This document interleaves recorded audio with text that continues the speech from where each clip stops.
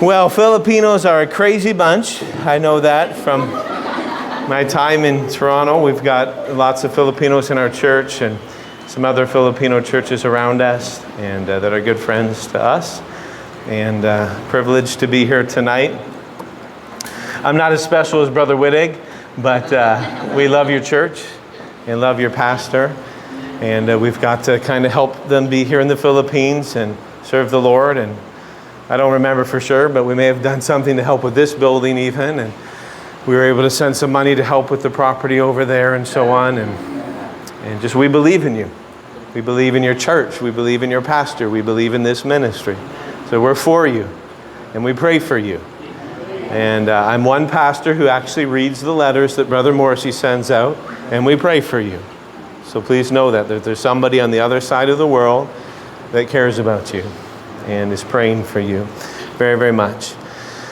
Well, I've kind of been struggling in my heart and mind between a Bible study and a message here tonight, and I have both of them in my Bible.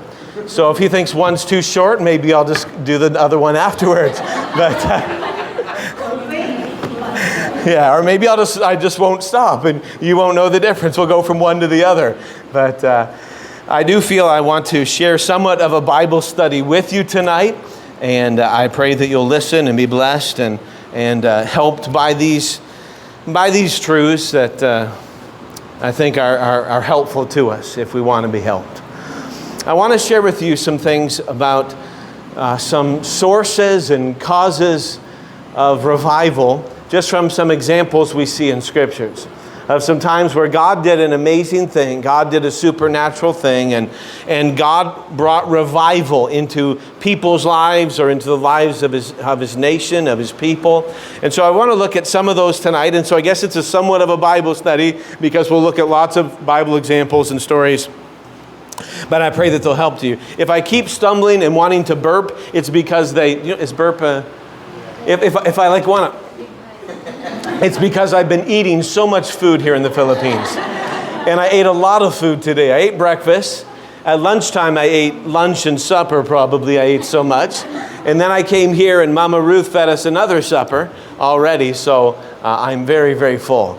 And thank you too. You've been very kind to us. And Pastor Morrissey somehow arranged for us to have a nice meal with the staff on Monday night. I think it was Monday night, right?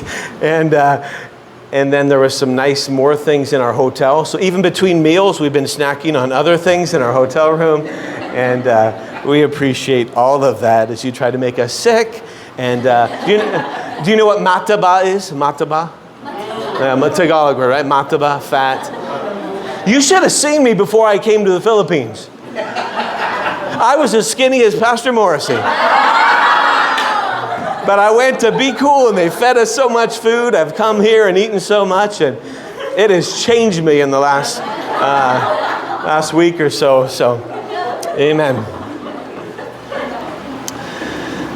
Let's pray together. Let's pray. Heavenly Father, would you speak to our hearts? And Lord, I may have nothing great or sensational to say tonight, and I won't probably say it in a sensational way. But Lord, we can see examples in scriptures of times where you brought revival, where you changed people, where you changed your nation, where you made changes for the Hebrew people. And God, help us to just see our need for revival, what can cause revival, to bring revival, and help us to desire it, Lord. Revival in our hearts, and revival in our lives, revival in our home, revival in this church. To see you do even greater things in the future than you've done in the past. In Jesus' name I pray, amen. A revival is not a man-made thing. A revival cannot be scheduled just by maybe, the pastor puts it on the schedule. We're going to have a revival on these dates and so on. You can't necessarily schedule revival because it's not a man-made thing. But it is our job as Christian people and as God's people to be aware of the fact that God desires to send revival. God wants to bring revival to his churches. God wants to bring a reviving to his people. And we need to recognize not only his desire to send revival, but our need for revival. We all need to be personally revived. There are times where maybe our spiritual awareness is not quite what it ought to be. There's maybe times where our spiritual desire and love for God maybe begins to wane a little bit. It begins to suffer a little bit. It begins to struggle. It's not what it ought to be. There may be times where our love and passion for Jesus begins to sort of grow cold a little bit, and we need to be revived. We need to be revived. So we need to see God's desire to send revival and our need for revival. And we can see tonight through some biblical examples, some things that has helped to bring about revival in the past. We need to be aware of our sin. We need to be aware of our sin. If we're going to have revival, there needs to be an awareness of our sin, even as God's people, right? Christian people. Some of the greatest stories of repentance in the Scriptures are obviously for God's people. Not for unsaved people, but for saved people who need to be changed, who need to turn their lives around, who need to turn to God, who need to turn for Jesus Christ. And there needs to be an awareness of our sinfulness, the uncleanness in our lives, the sinful things in our lives that are grieving the Holy Spirit of God and breaking the heart of God. I haven't done this as often as I should have, but there have been some occasions in my life where I've gone to the comfort room to make that be a place of prayer. And I've knelt down by the toilet. You call it a toilet, right? I've knelt down by the toilet to let that be my place to pray. Because when I kneel by that toilet, and it doesn't smell so good, I'm reminded of what my sin is like to God. I'm reminded of how the sinfulness in my life is just, it's a wicked stench. It's a wicked smell. And just as you and I may be, sickened by or not like the thought of kneeling over that toilet and so on, and I'm reminded of how my sin. And I ask God to show me what sin there is in my life that God looks at and God says, oh, that stinks. Oh, that smells awful. Oh, that's despicable. Why don't you change? We need an awareness of our sin. We always need to be honest with God and honest with ourselves about the sinfulness in our hearts and lives so that God can change us. For there to be revival, we need to be aware of our sin and we need to be aware of God's presence. Aware of God's presence and aware of our need for Him. Aware of our need for Him. Some people have defined revival as being a fresh awareness of God.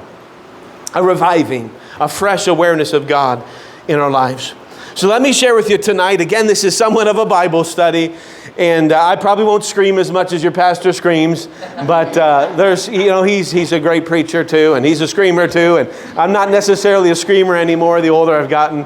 But I still love to preach. But let me share this Bible study here with you tonight. And I'm going to give you several Bible examples. And maybe you'll think that some of these don't necessarily fit me, but I think if every one of you could try to find maybe one or two or three of these examples that might really fit you, that might really show to you or reveal to you something where maybe there's a need in your life, or something that's lacking in your life, or something in your life that is not what it ought to be, and so it's causing you to not be able to experience the reviving or the revival in your life that God would like you to experience. So I'll share with you several examples, but ask the Lord, could you show me one of these examples or two of these examples or whatever it might be that could really speak to your heart and show you something that maybe needs to be different in your life for you to be able to experience the revival in your life that God would like for you to have. So that's what I want you to do. Look for one example or two examples tonight that might help you, show you something that you need to change or you need in your life to be able to experience revival. Let's go to 2 Kings chapter 11. 2 Kings chapter number 11. The kids in school chapel today were having a sword drill. Try to find the verse as quick as they can. And so you find it as quick as you can if you got a Bible. If you found 2 Kings chapter 11, can you say amen? Amen. Some of you lied, you just didn't find it yet. You've got liars here. Do you know the Bible? Do you know what the Bible says? Do you know where liars go? Yeah. Hell. Infierno in Spanish. Do you know where saved liars go? The Baptist church. Amen. All right. Okay. All right. 2 Kings chapter 11. Jehoiada enjoyed a revival when God's people entered into a covenant with God. If you're going to write any notes in the back of your prayer list or something, you can if you got a pen. But Jehoiada enjoyed a revival when God's people entered into a covenant with God, an agreement with God, a promise between them and God. 2 Kings chapter number 11 and verse number 17. 2 Kings 11 and verse 17. The Bible says there, "And Jehoiada made a covenant between the Lord and the king and the people." A covenant, an agreement, a very sacred, special contract, if you will, but better than a contract, more holy than a contract, a covenant between God and the king and the people. Similar to a contract, but something far more holy because it's an agreement made with God and the king and the people. Okay? Jehoiada made a covenant between the Lord and the king and the people that they should be the Lord's people, between the king also and the people. And all the people of the land went into the house of Baal and break it down. Baal being the false god and the idols and so on. And then they break it down. His altars and his images break they in pieces thoroughly, and slew Mattan the priest of Baal before the altars, and the priests appointed officers over the house of the Lord. Verse 19, "And he took the rulers over hundreds, and the captains and the guard, and all the people of the land, and they brought down the king from the house of the Lord, and came by the way of the gate of the guard to be the king's to the king's house. And he sat on the throne of the kings. And all the people of the land rejoiced, and the city was in quiet, and they slew Athaliah with the sword beside the king's house." Here was a very interesting path or road that was taken to achieve a revival in the nation. Usually we might think of revival as something that is produced by a change in behavior or a change in attitude. In this instance, a revival was conducted more along the lines of a business proposition. A contract was drawn up, a covenant was made, a contract was drawn up, and the people and the king signed a document whereby they promised that they were going to do right. They promised that they were going to do right by God, to do what God would have them to do. And that contract that they all agreed to, that covenant they all agreed to and signed their name to, they began to follow. And that produced a revival in the nation. God blessed their willingness to make it public. Their willingness to unashamedly, publicly declare that I'm signing to this. I'm agreeing to this. I'm covenanting with the king, with God, with the people. We're all covenanting together. We're making this promise to God that we're going to follow him, that we're going to obey him, that we're going to get rid of the false gods, that we're going to do what would be pleasing to God. God bless their willingness to covenant together, to contract together, if you will, that they will follow the Lord. This is something that, unfortunately, where I live in North America is kind of rare in our churches today, sadly, many times. People would like to have a position or a title or have the privilege of doing something in the church, but with no strings attached. I'd like a position, but with no requirements. No requirements. People may want to teach a class or lead a ministry or sing in the choir or something else, but they would resent the fact. They would get upset if the pastor dared say, you need to live by the church covenant. You need to live by our church covenant. If you're going to be a Sunday school teacher and be an example, some people just wouldn't like that. They'd get upset at that. Now, how sad that is. Listen, we can never have revival if people are not willing to live by some standards or some biblical guidelines and so on. There's nothing wrong with that. Amen. There's nothing wrong with a church covenanting together that we're going to serve the Lord. Every church, Baptist church, probably has a church covenant. How sad it is when people aren't following that. When they're not living their lives for the Lord like they should, or seeking to lead their families like they should, or not investing in the church like they should, or not being faithful to the church like they should. Hey, that's all in our church covenant. But how sad it is that some people that are supposed to be active members really aren't active members because they're not faithful, or they're not tithing, or they're not. Listen, there's nothing wrong with us covenanting together, contracting together sometimes, publicly standing to and declaring, I'm following the Lord, I'm serving Him.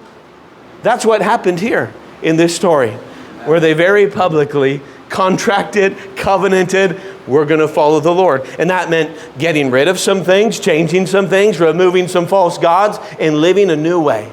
And that was what brought about the revival. You know, the hesitation in the hearts of many Christians is responsible for the lack of revival that can be found sometimes in churches. Right. When people are hesitant to follow the Lord, or non-committed in wanting to serve the Lord. And that's why a church won't have revival. Right. Could that be true in your life? Let me give you a second example. Go over to 2 Kings chapter 22. 2 Kings chapter 22.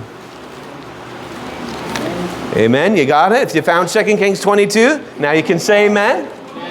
Good, good. Some of you who lied before didn't lie this time. Good. All right. 2 Kings 22. Here's another example. Josiah. Josiah enjoyed a revival when the Word of God was emphasized. Josiah enjoyed a revival when the Word of God was emphasized. 2 Kings 22, verses 8 through 11.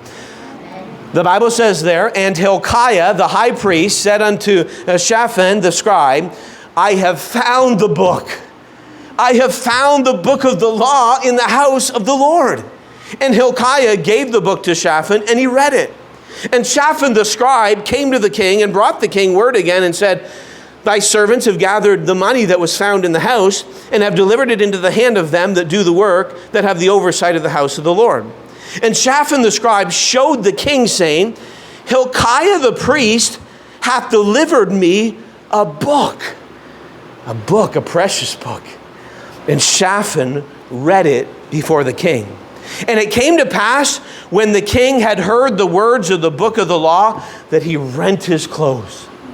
You know the book that they found? The Word of God. Amen. And when the Word of God was brought to this young king Josiah, who was just a boy when he became a king, and he had the Word of God read to him, he rent his clothes, he ripped his clothes, because his heart was so upset that they realized, how many ways have we been disobeying our God?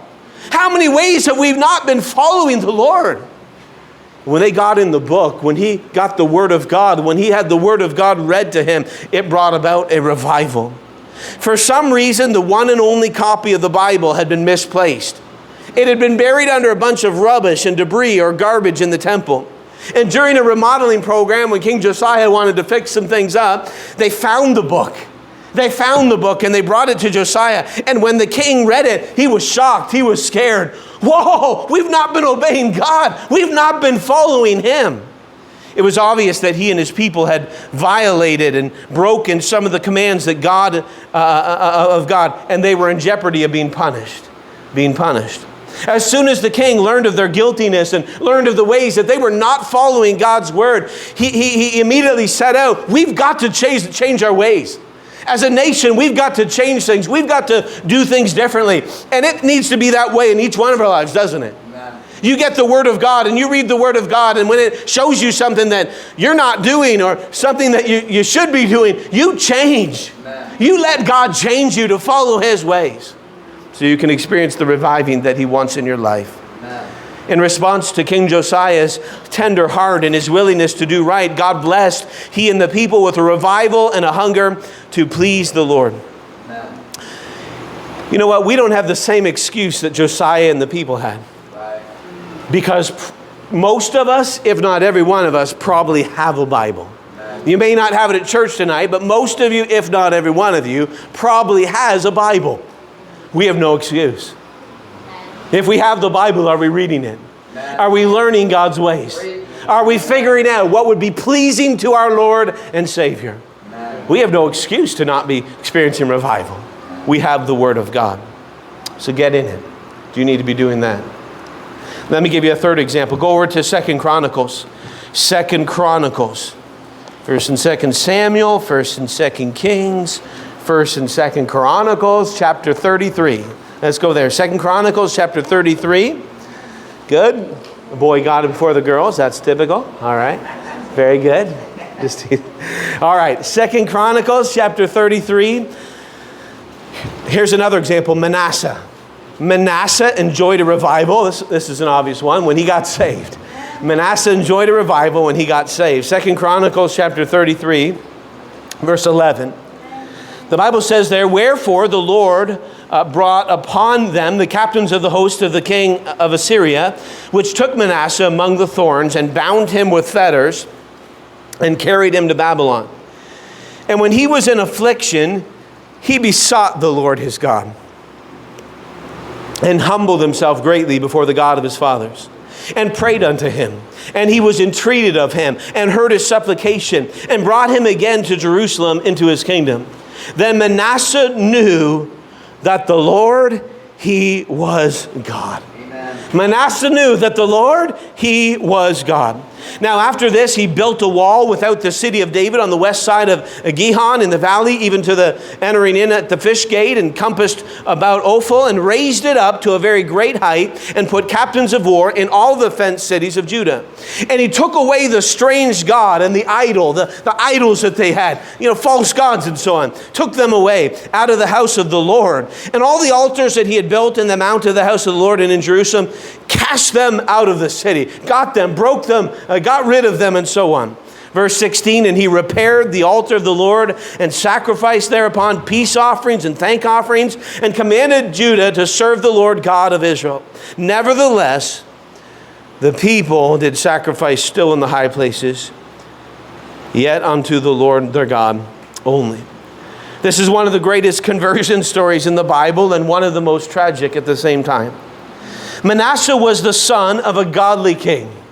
Manasseh was the son of a godly king, Hezekiah. He had grown up in a good home, but as a lost person. As a lost person. When it came time to replace his father as the nation's king, Manasseh seemed to be totally set on being as ungodly as his father was righteous. He became as ungodly as he possibly could. Just totally a rebel to the ways of the Lord. He was wicked, and he loved every minute of it. Finally, God had decided that he was not going to allow it any longer. God was not going to tolerate Manasseh's wickedness, and he allowed him to be captured and imprisoned in another country. While in prison, Manasseh got saved, and Manasseh was soon released and allowed to return as king. When Manasseh returned, he immediately began trying to undo or to change many of the things that he had done. He was a totally different man afterwards. When he finally came to know the Lord, that he was God. He was changed. He did right. And he wasn't ashamed for the entire nation to know, I'm a changed man. God has changed me. He wasn't ashamed of that. But the tragedy in this marvelous story of a changed life is that while the king changed his way, the people did not. They refused to really sell out and be all in serving God and following God. They refused to change their hearts. Thank God for Manasseh's change. But you know what? You spend your whole life living one way. Sadly, there's many people affected by that, isn't there? And because of so many years that the king led in the wrong direction, many of the people wouldn't change. But Manasseh did change. When he finally came to know the Lord, he got saved. Let me give you another example. Turn over to Ezra. Ezra. Maybe for you to experience revival, a reviving or a viving, you could say, right? You need to get saved. Maybe you need to get saved. Maybe that's you. Maybe for you to experience revival, you need to get in the Word of God. And let the Word of God start showing you things that are right in your life, that are wrong in your life, things that maybe need to be changed in your life. Maybe for you to experience revival, you need to not be ashamed to maybe make some public declarations about decisions that you make. That you won't be ashamed sometimes when you do make a decision to maybe even let it be public in church. And so everybody knows, and it kind of makes you more accountable. That you've given your name to it, you've testified about it, that this is what I want to change. I want to be a new man, or I want God to work in this way in my life, or do things different. That making it public can also help to bring about revival. The next one is Ezra. Ezra enjoyed a revival when he became brokenhearted over sin. Ezra enjoyed a revival when he became brokenhearted over sin. Go to Ezra chapter 9. Ezra chapter 9. Yeah, look at that. Once again, the boys are the fastest. Very good. All right. Ezra chapter 9. And let's look there at verses 1 to 3. Ezra 9, verses 1 to 3. Now when these things were done, the princes came to me, saying, the people of Israel and the priests and the Levites have not separated themselves from the people of the lands, doing according to their abominations, even of the Canaanites, the Hittites, the Perizzites, the Jebusites, the Ammonites, the Termites, the Moabites, the Egyptians, and the Amorites. Sorry. I've never read that in there before. For they have taken of their daughters for themselves and for their sons, so that the holy seed have mingled themselves with the people of those lands. Yea, the hand of the princes and rulers hath been chief in this trespass. And when I heard this thing, I rent my garment and rent my mantle and plucked off the hair of my head. Brother Morrissey's obviously done that, right? In my beard, and sat down astonished. Ezra was so brokenhearted over the sins and so on that it grieved him sorely. Look at what it says in chapter 10. Ezra chapter 10, verse 1. And when Ezra had prayed and when he had confessed, weeping and casting himself down before the house of God, there assembled unto him out of Israel a very great congregation of men and women and children, for the people wept very sore. And Shechaniah, the son of Jehiel, one of the sons of Elam, answered and said unto Ezra, we have trespassed against our God, and have taken strange wives of the people of the land. Yet now there is hope in Israel concerning this thing. Now there is hope. When one man got brokenhearted over the sin, brokenhearted over the things in their nation and land that were displeasing to God. Is there some things you need to get brokenhearted about? Brokenhearted about in your own life? Or brokenhearted about in Dapitan? Is there some things that you need to start thinking about and just get a broken heart about it and pray for God to change things? You want God to bring revival to Dapitan or to a Dipolog, right? Pray for God to bring a revival, but get a broken heart over the sins of the city. Or maybe the sins in your life, or the sins in your family, so God can bring a revival. Ezra got a broken heart over sin. Here's a wonderful demonstration of the power of a broken heart. When Ezra discovered that God's people had lost their separation, he broke down crying. When he learned that they weren't separated from the world like they should be, he broke down in tears, weeping, grieving over the sin. And when God saw his broken heart and how he grieved over the people, God's heart was moved, and he gave the people a willing heart to make things right. And his broken heart even affected the people, that they began to develop a broken heart as well. They did what they could to restore God's requirements for them to be a separated people. The value of this example is that anyone can get a broken heart over sin if they want to be broken. Anyone can get a broken heart over sin if they want to. You know, sometimes for God to remake us, he has to break us first. Do you need to be broken? Do you need to be broken over your sin? Do you need to be broken over the sin of your nation or the sins of your city for there to be a revival? Go over to the book of Jonah. Go to the book of Jonah, and let me give you another one of the more famous examples of revival in the scriptures. Jonah chapter 3. Jonah chapter 3. It's in here somewhere. Hosea, Joel, Amos, Obadiah, Jonah. I still, at my age, sometimes I go through the books of the Bible to help me find it, okay? Jonah chapter 3. Jonah chapter 3, verses 1 to 5. Nineveh enjoyed a revival when God's wrath was revealed. Nineveh enjoyed a revival when God's wrath was revealed.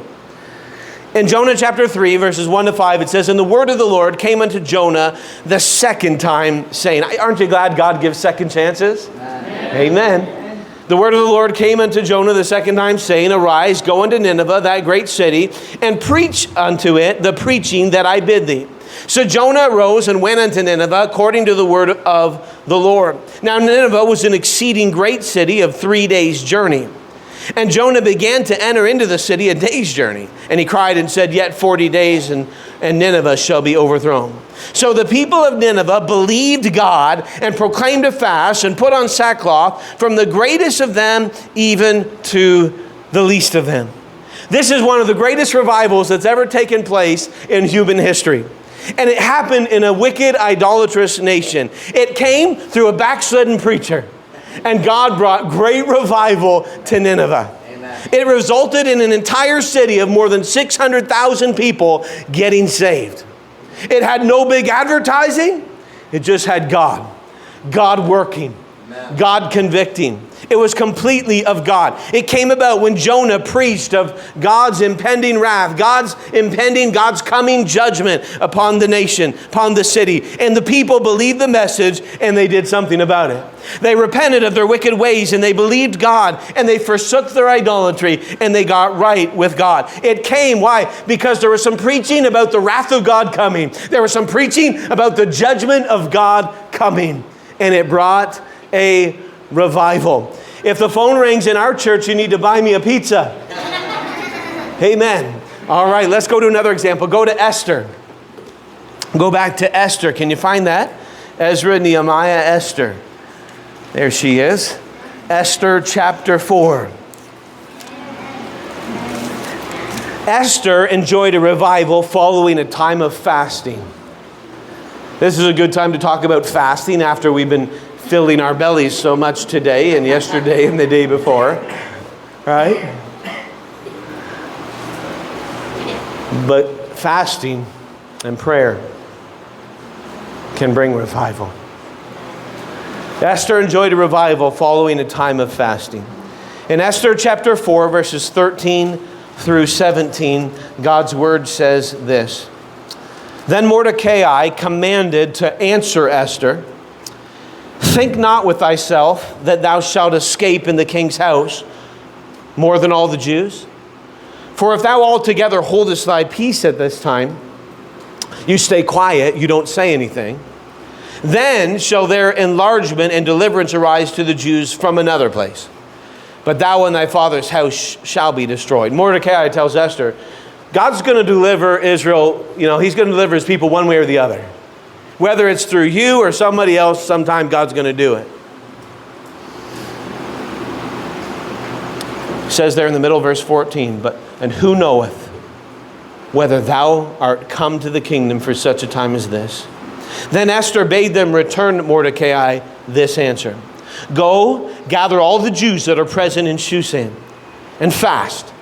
Fast ye for me. And neither eat nor drink 3 days. Sorry, three days, night or day. Don't eat anything. Fast for 3 days and 3 nights. And so will I go in unto the king, which is not according to the law. And if I perish, I perish.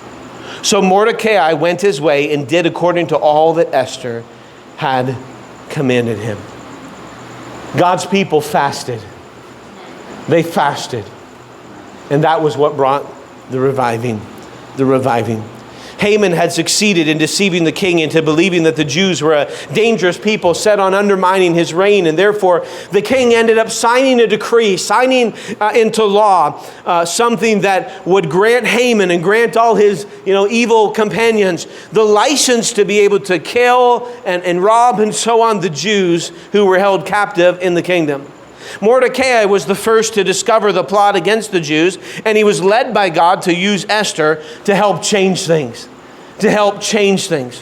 Esther was led to approach the king in the hopes of being able to change things, that the king might overturn or undermine, so on, Haman's wicked, evil plans.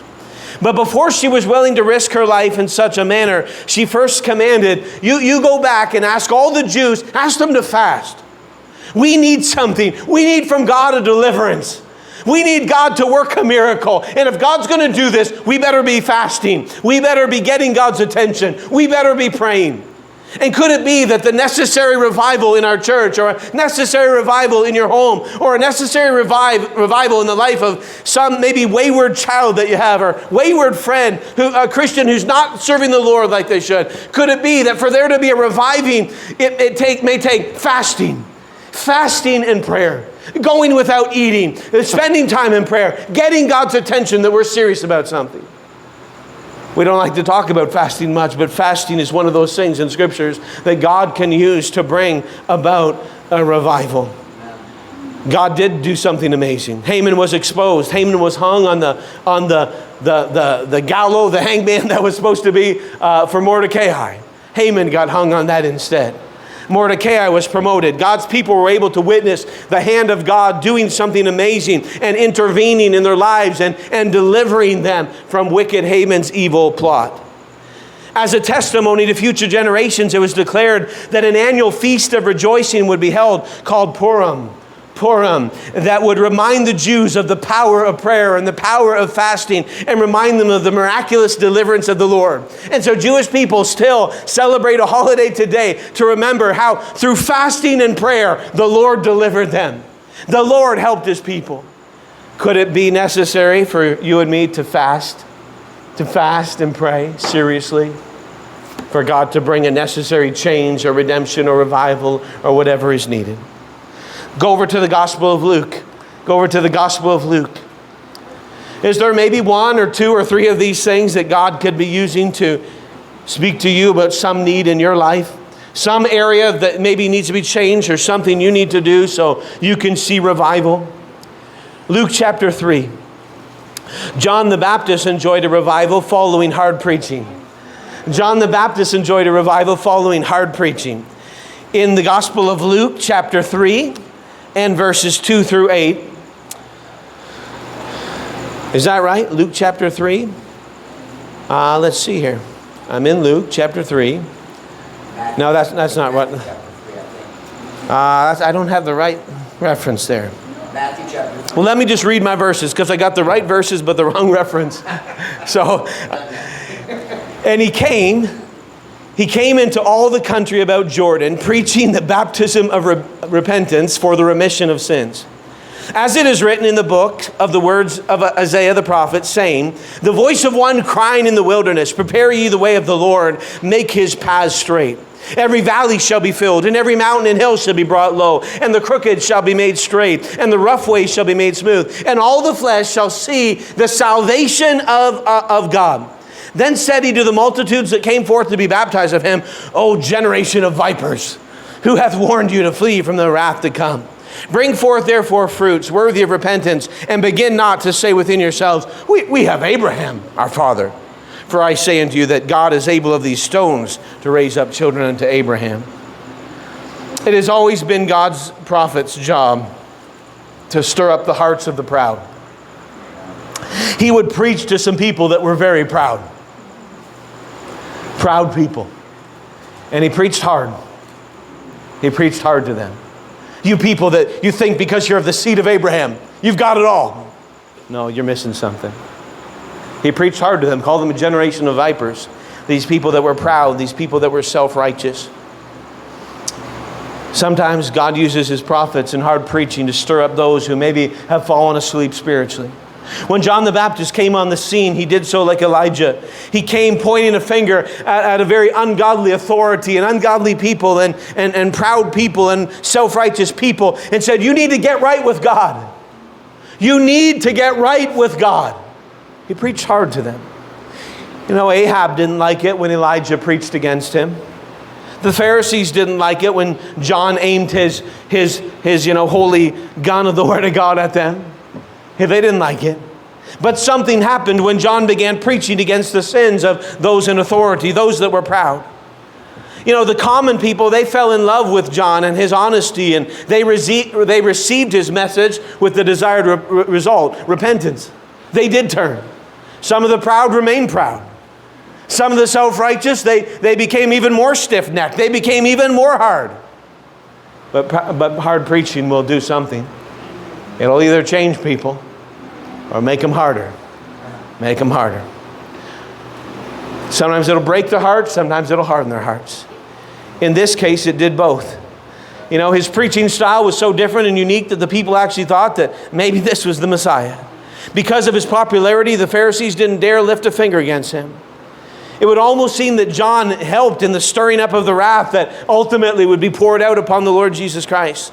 The Pharisees couldn't touch John. His ministry was a lot more brief, about 6 months. But Jesus, in his ministry of 3 years, eventually they got their man, right? They got their man, and they're being filled with hatred for these people that are rising up against us. Some responded to the hardness of the preaching and the message and so on. Some became hard. What do you do with hard preaching? Do you let your heart get changed? Or do you just let your heart get harder? It's up to you what you do with it, right? Let me give you one last example. Peter. Turn over to the Gospel of John, chapter 21. The Gospel of John, chapter 21. I can't wait to go back to church and tell them that, you had, 45, 50, whatever, 55 people in church tonight. 3 cats, 1 dog, 16 lizards, It's amazing. Praise the Lord. Praise the Lord. Let me give you the last example. Peter. Peter enjoyed a revival when he got right with God. Peter was a great man, right? Peter loved the Lord. But he also ended up making some mistakes. Denied the Lord. Peter enjoyed a revival when he got right with God. Is he coming to the altar already? Amen. In John chapter 21, I'm just teasing, it's all right. John chapter 21 and verse 7, I love being here. Thrill of my life. John chapter 21 and verse 17, he saith unto him the third time, Simon, son of Jonas, lovest thou me? Peter was grieved because he said unto him the third time, lovest thou me? And he said unto him, Lord, thou knowest all things. Thou knowest that I love thee. Jesus saith unto him, feed my sheep. And then go over to Acts chapter 2 real quickly. Acts chapter 2. God was going to use Peter. Remember Peter who denied the Lord 3 times? Peter who began to follow afar off? Peter who warmed himself by the fire of those that were not God's people and so on? Peter denied the Lord and of course ended up going out and weeping bitterly after he realized what he'd done, exactly like Jesus said he'd do. But God, Jesus, comes to Peter in great love there on the seashore and feeds them fish that day and has this conversation with Peter. Do you love me? Lord, you know that I love thee. Feed my sheep. Later, Jesus asked Peter, do you love me? Lord, you know that I love you. Feed my lambs. Jesus still asked him, Peter, do you love me? Feed my sheep. You see, Jesus wasn't done with Peter. Jesus wasn't through with Peter. After Peter denied the Lord, after Peter got upset, after Peter, cursed and swore and I don't know him.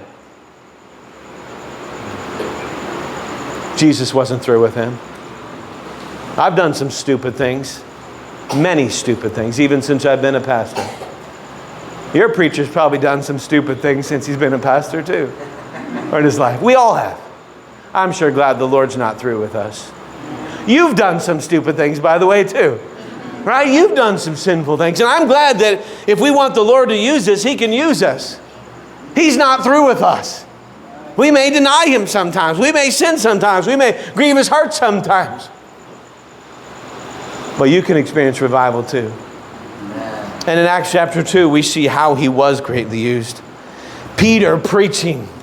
Peter now preaching the word of God. It says, therefore let all the house of Israel know assuredly that God hath made that same Jesus whom ye have crucified, both Lord and Christ. Now when they heard this, they were pricked in their hearts and said unto Peter and to the rest of the apostles, men and brethren, what shall we do? Then Peter said unto them, repent and be baptized every one of you in the name of Jesus Christ for the remission of sins, and ye shall receive the gift of the Holy Ghost. Then they that gladly received his word were baptized, and the same day there were added unto them about 3,000 souls. God did some amazing things. God was bringing great revival. God was allowing many people to come to Christ through the preaching of who? Peter. Peter. A man who denied the Lord. A man who disappointed the Lord. But God was still willing to use him again when he got right with him. When he got right with him. These 2 passages are excellent examples of what we are capable of doing in our own power and what we're capable of doing in the power of the Holy Spirit. Amen. In our own power and in our own flesh, we're sure to fail sometimes.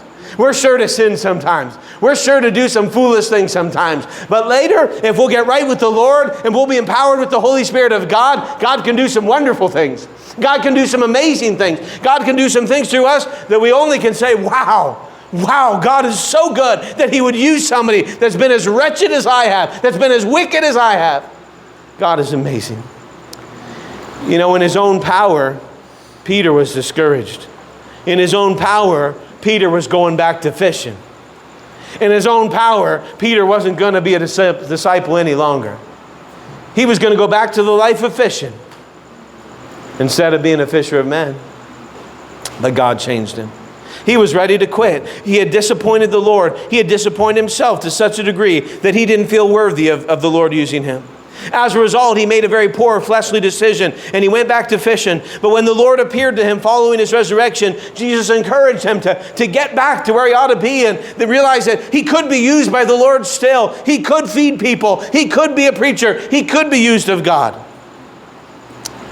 After some soul searching, after some confession, after being willing to maybe forgive himself and receive the forgiveness of the Lord, Peter is next seen preaching under the anointing and power of the Holy Spirit of God with 3,000 people getting saved. What an amazing thing. What an amazing revival. But Peter had to get right with God first. In his own power, Peter was a discouraged man. In his own power, Peter was a discouraged disciple. But when he got some things right with the Lord, oh, how God used him. God used him. In the power of the Holy Spirit, he was bold. He was mightily used of God. He would never deny Jesus Christ again. But in his own power, he'd been discouraged. He was ready to quit. He denied the Lord.